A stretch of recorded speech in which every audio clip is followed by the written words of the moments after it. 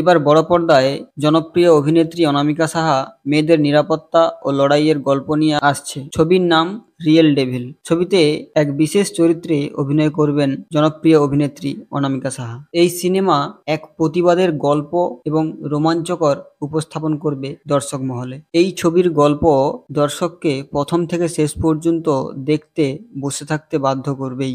RS films workers ব্যানারে এই ছবি নির্মিত হয়েছে। রাহুল শেখ এই ছবির পরিচালক ও গল্পকার। প্রযোজক হাফিজুল রহমান খান।